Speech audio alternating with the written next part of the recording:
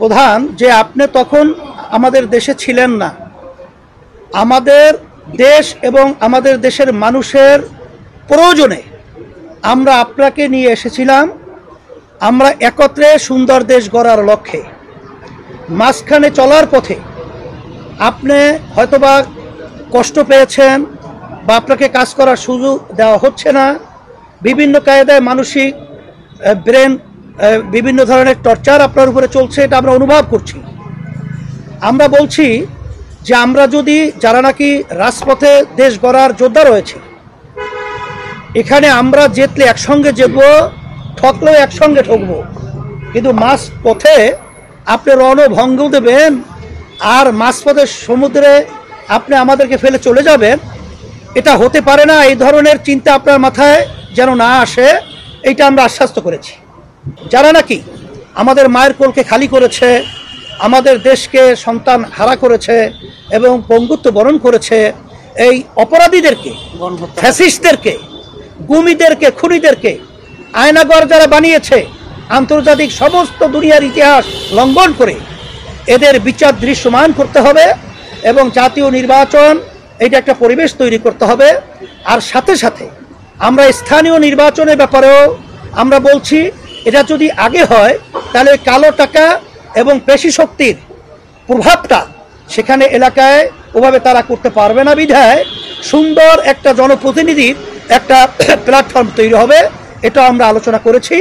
আর সাথে সাথে আপনাদের সকলকে আমরা ধন্যবাদ জানাই এর জন্যে যে আমরা যেন এই দেশ গড়ার ব্যাপারে আমরা সবাই একাকার হয়ে অন্তর্বর্তীকালীন সরকার সহ এবং যারা আমরা রাজনৈতিক জুলাই অভ্যুত্থানে যোদ্ধা যারা আমরা ছিলাম, প্রশাসন সহ সাংবাদিক বন্ধুরা সহ সকলকে আমরা একত্রিত হয়ে আমরা দেশ গড়ার ব্যাপারে আমরা যেন একাকার হয়ে কাজ করতে পারি। আপনাদের সকলকে ধন্যবাদ জানাচ্ছি এবং আমাদের আলোচনা অত্যন্ত সুন্দর ফলপ্রসূ হয়েছে এবং বলেছি আমরা যে আমাদের সকলেই আমরা অনেকে তো দাবি করি ডিসেম্বর নির্বাচন হওয়া 25, কেউ দাবি করি রমজান, কেউ দাবি করি অমুক।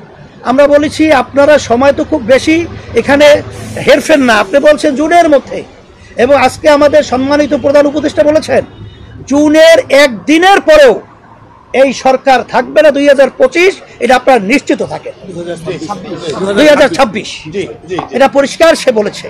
তাই সেই হিসেবে আমরা এটা আস্থা রাখতে পারি, বিধায় আজকে আলোচনা খুব সুন্দর হয়েছে এবং আমরা সবাই দেশ গড়ার ব্যাপারে আরো যে আমাদের যে একটা ভয় ছিল, অন্ধকারের মেঘ ছিল, সেটা আল্লাহর রহমতে অনেকটা কেটে গেছে। আমাদের অন্তর্বর্তীকালীন সরকার এবং প্রধান তাকে আমরা সাহস যোগাবার জন্য আল্লাহর রহমত করে, এবং আমরা আরেকটা কথা বলেছি যেই বিষয়গুলো বিতর্ক তৈরি হয় এরকম সিদ্ধান্ত নেওয়ার ব্যাপারে আপনারা আরো সচেষ্ট থাকবেন, আরো চিন্তা ভাবনার মাধ্যমে প্রয়োজন হলে আপনার রাজনৈতিক দলগুলো সহ আরো যারা প্রয়োজন আছে তাদের সাথে আলোচনার মাধ্যমে তারপরে এই স্পর্শকাতর যে সিদ্ধান্তগুলো আপনারা নেবেন, এইটা আমরা বলি। 4,000 মায়ের কোল সন্তান হারা হয়েছে, অনেক আমার উদীয়মান বাংলাদেশের ভবিষ্যৎ সন্তানগুলো চক্ষু হারিয়েছে, অনেকে পঙ্গুত্ব বরণ করেছে। এতগুলো ত্যাগের পরে আমরা এই দেশটাকে সুন্দর একটা দেশ হিসাবে আমরা পাব।